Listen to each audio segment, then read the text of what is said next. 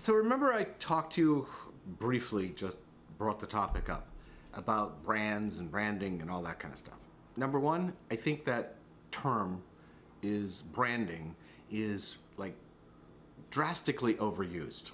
I'm not even sure if it really exists. There are certain things that, you automatically, when you think of Coca-Cola, bing, you got it, okay? It's been branded a long time ago. And, certain other companies, Nike or IBM, and you understand, but the whole point of branding is it's not something that you are going to put A, B, C, D, E together, and we'll do these certain things, and then people will know us. No. And this is very important for, small businesses. Small, medium, even larger, really. I mean, what we did with the Eleuthera stuff was we showed off what Eleuthera had. There was never anything that made it so that, buy now, click here, that kind of thing. It was to let you understand what the place was about, what was here, what was offered, and then you would make your own choices as to what it is. That, and also part of that, using social media, is that you have to respond to people. They want to hear from you if they put up a question or whatever. So it's a tough one to do, but as you go along, you build an audience that understands there's a human being behind it.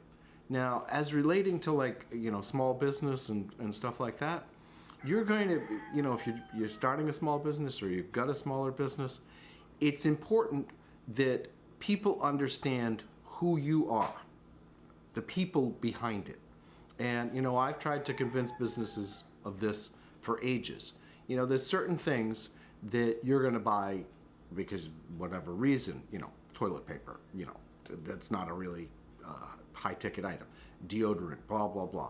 All of those kind of things are just, they've worked for you, you like them, you're going to buy them strictly at price and all that kind of stuff.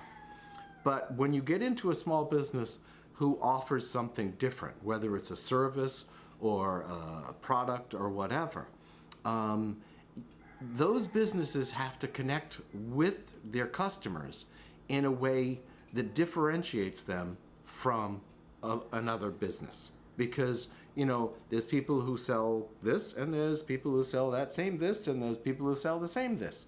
So why are they going to buy it from you? And so when you're building a brand, and somebody asked me this the other day, what steps do I do to build a brand? And I was like, you obviously don't understand. It's a matter of connecting with those people, the people who are going to be your customers, letting them in on what you're all about so that they can say, okay, in the case of roasted coffee, this is what roasted is. They're making this product, they're making a great product, they're buying from sources so that hopefully the farmers will do better, they're giving a bit of their proceeds to help kids or some charity or something like that. They're offering, so that it's almost an automatic. It's like something that you automatically think of when you think of that company. And this branding thing, there's no, like I said, there's no steps that go do A, then do B, then do C. No, it doesn't work that way.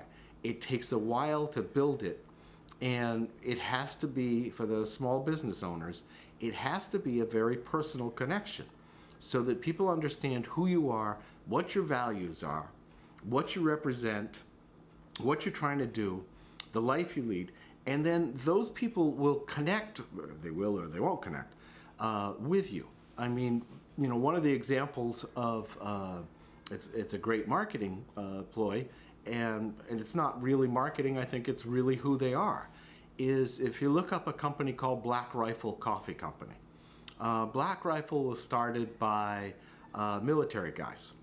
And they have captured an incredible base because they're into guns, their whole philosophies have attracted a whole core that revolves around that and aligns with them.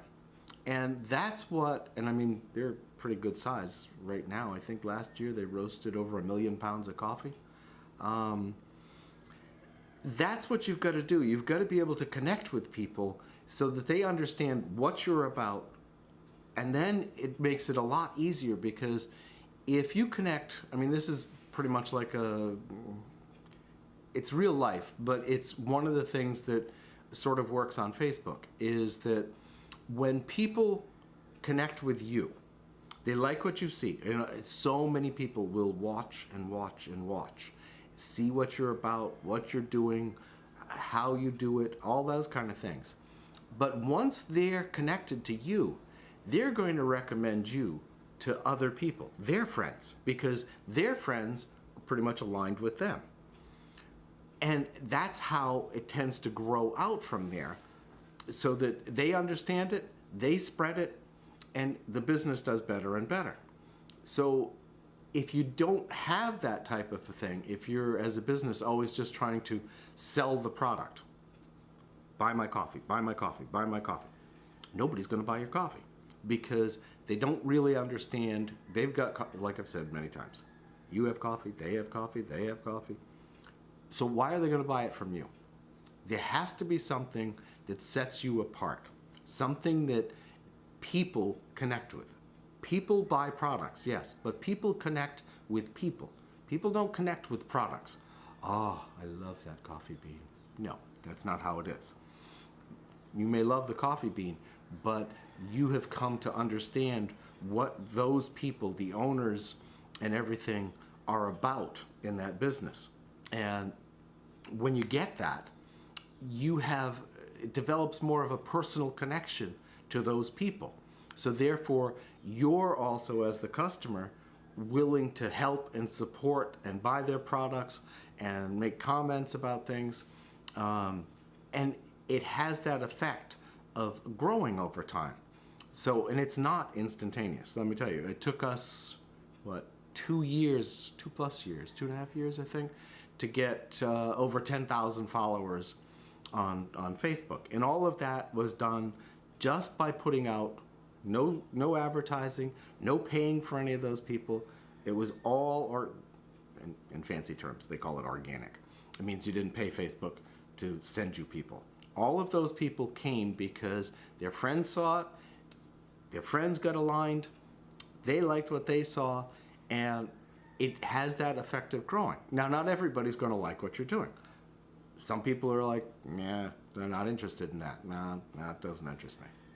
And that's fine, because really, this is one of those things too, that you don't want to, as a small business, try to capture every single person by pleasing every single person.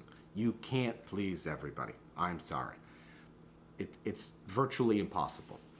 So what you want to do is create a group of people, or a line, or a community, or however you want to phrase it, that like what you're doing, they understand what you're doing, they are fully on board with the whole thing, and they will be advocates for what you do, trying to spread the word and getting your business to grow so you succeed. And that's how this whole brand thing works. The way it is now, everybody's got to have a brand. Well, it's not like the old days of, you got a cattle a brand, and you branded the cow when he lived out on the wide open range in the Midwest. This is now about making sure that people understand what you are, what you offer, who you are, what your values are, those whole things. And if you don't do that, you don't show them, they're not going to buy anything from you. I mean, that's just the reality of the world we live in now. It's as a small business. If you're a big business, well, then, you've already got your, people already know you and everything. But as a small business, it's important that people know who you are, what you stand for, all of those type of things. Once they do, and they're aligned to you, it's better to have 10,000 people who believe in what you're doing than 500,000 who could care less. That's Those are numbers. That's reality. You know, you want people who are passionate about what you're doing in the same regard as you're being passionate about making something or doing something and that type of thing. So, you know, and I see this all over because you get these people who have, oh, I have 100,000 followers. Well, that's great. You have 100,000 followers. How many of them really give a hoot about what you do? How many of those did you pay for? So I've always told businesses, it's not how many followers you have, how many customers you have.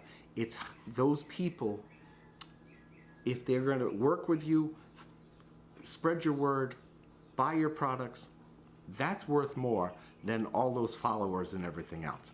Followers are great, but it's the actual number of people who will support. And I mean, that's been the case for the Eleuthera thing, where, you know, we have 10,000 followers on Facebook. I mean, altogether between all the channels, there's probably over 16,000, I think.